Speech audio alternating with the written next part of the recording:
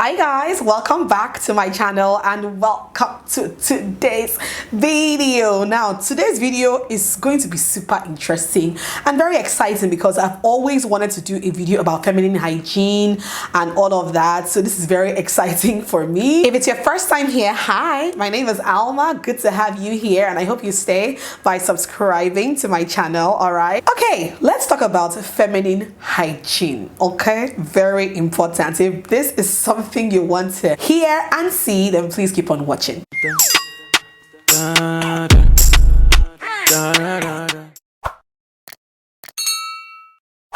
Okay, so first off, let's talk about the things that I feel like you need to do if you are in the shower most times. Okay, number one, please shave that place down there. Shave it. Yes, shave it. Let me tell you something. When you have a lot of hair down there, a lot of things stick and stay to that hair. Pee, poop, sweat, and that is why no matter how much you wash that area, as long as you have a big bright bush down there, you're going to still have a smell. And that is because bacteria and smells and different things are literally sticking to your pubic hair. So please shave your down there. Shave your down there. It is super duper important. You are wearing perfumes, you are doing all these things, but you still feel like you have a smell down there. That's what's causing it. Shave that hair there. If you haven't shaved in a while, this is your cue. Stop this video, go and shave, come back and watch. Thank you. Number two, and I don't care what anybody says about this because I do it, it works for me, and I feel like every woman should do it at least once in 2 days. Use a feminine wash. There are different stories. Oh, feminine washes upset your pH balance. Oh, excuse me. There are female feminine washes that do not affect your pH balance. I use one of them. I think I will leave the picture on the screen here because I don't have straight to go to my bathroom. I'm gonna bring that in now. But I feel like since I began to use a feminine wash, a good feminine wash, I always feel so fresh down there. And yes, I use it every time I shower because I feel like after a long day and you want to shower, water just does not do it. Use only warm water. Don't use any kind of soap.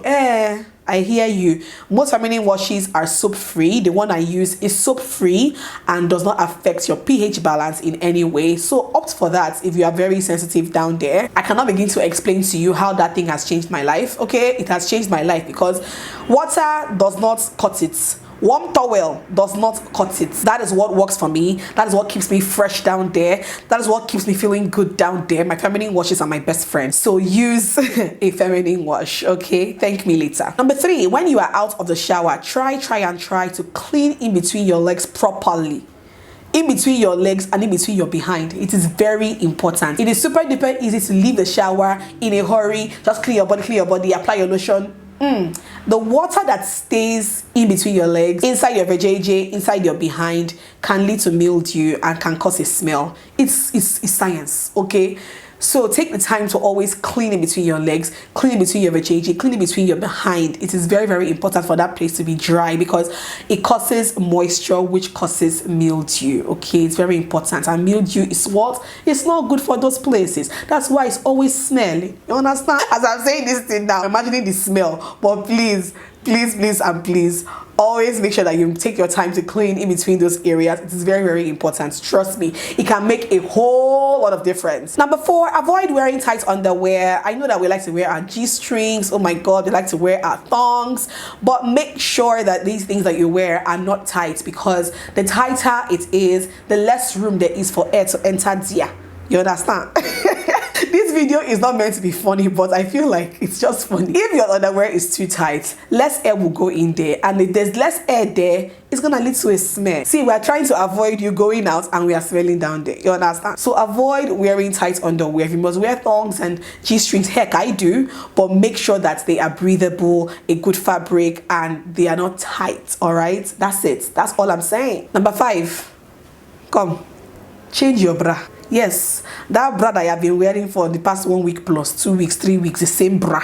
Hi, auntie, don't you fear God? Do you not fear God? I'm asking you. Change your bra. People tend to change their panties on a daily basis, which is good. For a bra, I know that not many women change their bra on a daily basis. Maybe like 2-3 days and then they change their bra. That's okay. But when you're wearing your bra 1 week, 2 weeks, 3 weeks, the same bra. I've heard stories on Instagram about men who have complained about what their women's bras are looking like. It's not a good thing. It is not a good thing. Please change your bra. If you have a black bra, that is even the worst, because when it is dirty, you will not know that it's dirty. Your bra has accumulated so much sweat, so much this thing, so much dirt, so much, especially under the part that has the wire that goes under your boob. That is like the dirtiest part, because you sweat there during the day. Tomorrow you carry the same bra and wear. Tomorrow the same bra, tomorrow the same bra, tomorrow the same bra, and see, when you now begin to have rashes under your boob, you now say, it's heat rashes. It's not heat rashes. It is your dirty bra causing that rashes there. Do you hear me? So change your bra, wash your bras regularly. I mean, I know that we don't change bras every single day. That would be very unrealistic to say, but at least change your bra. 3 days is enough to wear bra before you change it. Yeah. Moving on to a bit of period care, because I feel like period care is super duper important in the life and the hygiene of a woman in general. Do not leave your pads or your tampons on for too long. So don't leave your pads on for too long. Don't leave your tampons in for too long, because see, when blood, why am I reducing my voice? Okay. When blood has stayed for a while and has come in contact with air and all of that, especially period blood, I feel like it has a smell. Okay, there is a smell that will begin to emit. If you are oblivious of that smell, shame on you. Okay, you should always know when you're beginning to smell that smell. You know that your pad has been on for too long, or your tampons. The tampons is, even for health reasons, you are not supposed to even allow your tampons stay in for more than 4 hours. Okay, for health reasons, it leads to septic shock in some cases, and it's super duper dangerous for you to have your tampons in for a long period of time. Heck, me, if I've left my tampon in, because I'm a tampon girl, right? When I've left my tampon in for, let me say, 5 minutes above 4 hours, the way I used to jump up when I remember, I would jump quick and go and remove it, because I know that it's not healthy to leave it in there for too long. Okay, so you have to like change it regularly, you know, all the time. When I was using only pads, I realized that when I leave my pads on for too long, it gives you rashes in between your legs. And then you say, oh my god, it's heat rashes. It is not heat rashes, auntie, it is that your pad. That's your pad that you have refused to change. Go and change that pad. You must not allow it to be soaked to the brim before you change it. Change your pad, okay, to avoid certain things happening down there. Super duper important. Next up, use panty liners, especially when you are about finishing your period, or when you feel like your period is about to start. You don't want to like waste a whole pad or something. You can go with a panty liner. Or when you have finished your period, but you still have, you know, those last day, second to the last day discharges here and there, or even in the middle of your cycle, if you're having discharge and all of that, it just makes you feel neater, makes you feel cleaner. You're not ruining your panties or staining your panties or something like that. So yeah, I feel like panty liners are also very important to have in your stash. Next up, sleep as much as possible without underwear, okay? Because I feel like at some point that place has to breathe.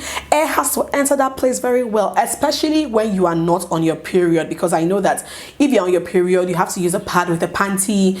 Sometimes even when you wear tampons, you might want to wear a pad for extra security. I do that sometimes, but I feel like on the days when you are free as a bird, free that place too. You understand me? Allow air enter that place very well. It's super duper important for that part of a woman to always have as much air as possible. So when you're sleeping, you don't have to wear panties. I don't wear panties when I sleep, okay?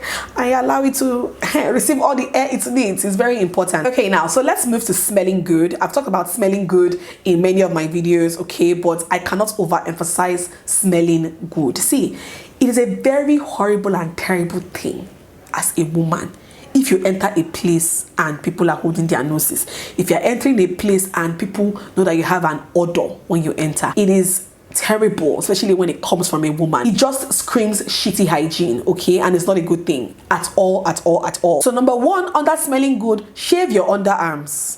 Shave your armpits, because again, just like your pubic hair, the hair under your armpits accumulates sweat over time. Even when you wash it, when you have your bath, it would still accumulate certain things, okay, that will lead to an obvious smell. You cannot be spraying deodorant on top of hair and you expect to smell good. Is it possible? So you have to shave the hair first, especially if you have a lot of it. Shave your underarms. You can't imagine a woman who is wearing a sleeveless top and raises her arm in public like this. You just see one big bush there. shave your underarms, okay? That would help lessen the smell that comes from your underarms. See, when I say these things, I am speaking out of experience, okay? I noticed that when I shave the hair under my underarms, the smell there reduces. That's it, okay? When I put deodorant spray, it will do its work there. But when there's so much hair blocking the deodorant spray from doing its work, how is it gonna work? It's not gonna work, okay? So yeah, shave your underarms. Secondly, use deodorants. Yeah, very, very important. I don't care what people are saying. Aluminium deodorant. Use the one that is not. See those non-aluminium deodorants. Those ones that don't have aluminium inside them. Those ones that they say they are natural deodorants. They don't work for me. I don't know about you. Let me know in the comments down below. But you see, those deodorants that they will tell you natural deodorants, no aluminium inside it is. When I put it under my arms, it does nothing for me. It doesn't control sweat. It's not an antiperspirant. It does absolutely nothing for me. It doesn't keep me fresh under my arms. And it's a big deal for me. So I love my good old Sure deodorant spray. Antiperspirant. Yes, I use that one. Or Rexona or any other brand. This is not sponsored, by the way. Any other brand that has like a good, deodorant spray range is super duper important for me. Okay, very, very important. I know they do natural deodorant too. No, they work for me. I don't do it. Also, of course, use perfumes. I mean, deodorant spray is good, but if you can use perfume oils are cheap today. Use perfume oils if you cannot afford big designer perfumes. There's always a dupe for everything. So do your research and use good perfumes as well before you leave your house. Always have wipes in your stash, in your bathroom. Very, very important, because I feel like sometimes you want to freshen up, but you don't want to have a bath. I feel like that is where wipes come to play. You can easily just take a wipe and just wipe down there. A wipe or two. Me, I use like 2 or 3 safe, depending on how less fresh I feel. Okay, so yeah, wipes are also a very important thing that I always have in my stash. Super duper important. And lastly, last but not least, after sex care. Yes, for those of you who are having sex, after sex care is super duper important. Number one, please pee after sex. It's very important for you to pee, because I feel like it flushes away bacteria that will be in your urethra by then. It's just, and it feels good, okay? It feels good when you pee after sex. Even the best medical doctors will advise you to always pee after sex. Even men pee after. Everybody pees after sex. I think it even comes naturally. After everything has happened down there, I feel like the natural thing for that place to do is to want to pee. So don't resist the urge to pee. Go and pee after sex. Very important. And then, of course, lastly, wash up that area as well. When you pee, it's not enough to just use toilet roll and just dab that place. Wash up as well. Use your feminine wash if you want to. Just wash up that area. You just feel cleaner, you feel nicer, you feel you get my point. All right, so that's all I have for you guys in today's video. Hope you learned a thing or two, or hope I guilt tripped you into doing a thing or two. Hope you guys enjoyed watching this video. If you enjoyed watching, let me know in the comment section down below. Subscribe, thumbs up, share. I'll see you guys in my next video. Mwah. Bye.